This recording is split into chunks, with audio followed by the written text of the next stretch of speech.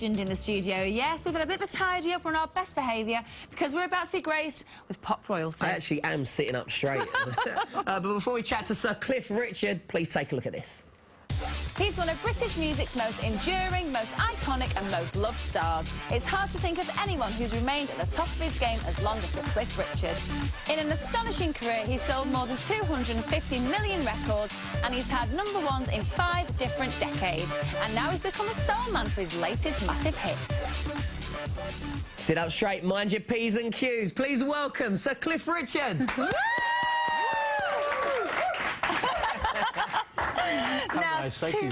250 million records. Do you ever get sick of hearing that fantastic figure? No, I don't, but nowadays I've started saying plus. Yeah. You know, they've took us, that statistic came from about 20 years ago, and I must have sold a couple more. Oh, so that's nothing compared to what the actual figure is. 250 suits me fine. It sounds impossible, doesn't it? It's a huge, ridiculous figure. You know why it sounds impossible now, though, is because we don't sell as many records anymore. You know, you can be #1 in Britain, for instance, with, 35 or 40,000 download and sale of CDs in a week.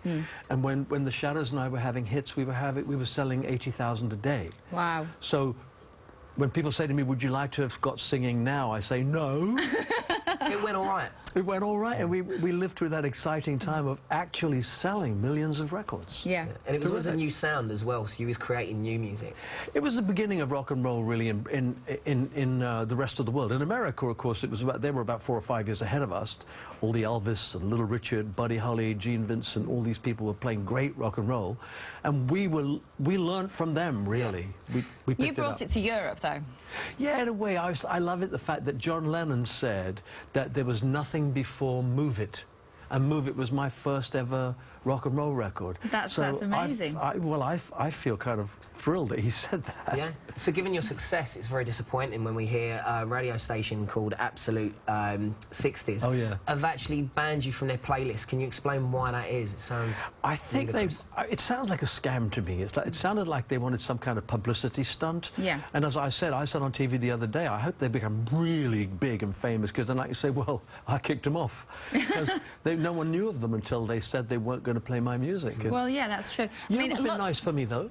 It's always a thrill when this happens, though, when what seems to be kind of bad and nasty, suddenly, you know, people have come out of the woodwork and say, well, how can they do this to Cliff and all that? Roger the Hugh, Status Quo, all these people are coming out in your support. So, and in a way, it is a bit silly, isn't it? Because, you know, you can't just play what you like. Otherwise, you'd only play what you like, and then we'd all be broken up.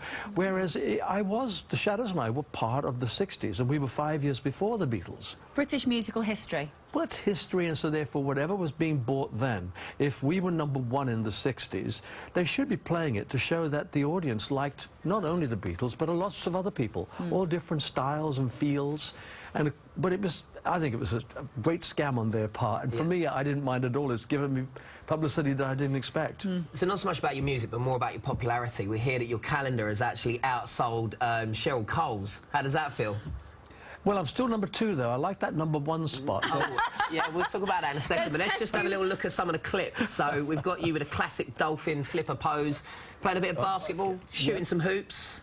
Well, you look at that. Oh, yeah, look at this. The classic surfing shot. Yeah, I mean, your body. You know, you obviously keep trim. I do try to keep trim. You can't.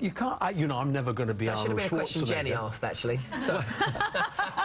I'll never be Arnie Schwarzenegger. But if you work out in the gym every now and then, you can get definition. That's all I want to do. I don't really want to be a Mr. Universe. Well, as you said, #2 in the calendar charts, above Cheryl Cole, amazing. But #1 spot by those pesky One Direction boys. Who you listen to at the moment? Are you aware of their music?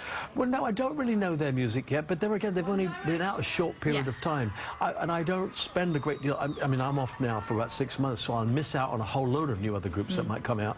But if they're really good, and they did sound, what I heard earlier in the show sounded really good to me. It's a good song. So in 2 or 3 years' time, ask me the same question, and I'll know all about them. So Cliff, you just released a DVD from your Soulicious tour. Let's just take a little look at that. Okay.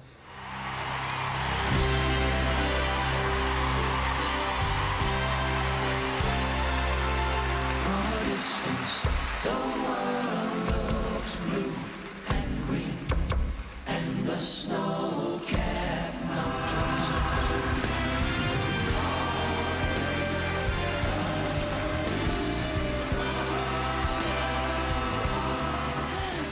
in the crowd there was a big banner that said "Hotter than Robbie." Hotter than Robbie. And you and I You meant sat Robbie in common. Williams. We both love a pair of leather trousers, obviously, because we know that the girls love them as well. So. They do, but the funny thing is, when way back, maybe 15 years ago, my record company did a survey amongst fans, and they said, we don't like Cliff in leather. And they also didn't like me being photographed with other artists. I don't know if it's all changed now. So other artists on your DVD, on the tour, you actually have a lot of other artists and guests that joined you on stage? Yeah, because I did an album of soul stuff, and I got these soul icons like Percy Sledge, Amazing. Frida Payne, Lamont Dozier, who was one of Holland, Dozier and Holland. They wrote 54 #1s of all that Motown stuff. Wow. They were Motown. Wow. Who have I forgotten? Fifth Dimension, Aquarius, all that stuff. Did I Percy Sledge? Yes. You did. Percy Sledge, and of course, So- I couldn't get Roberta Flack or Peabo Bryson, who were also on the album, so I invited James Ingram, who's an amazing singer, and a British-born black soul singer called Jackie Graham, who was fantastic. Yes. Okay. Well, thank you very much. so much for coming in, Sir Cliff. No, my You're an pleasure. absolute legend, and we love you. Thank you. We I love love you you. too. Thank you. Thanks a lot. So now it's time to hear from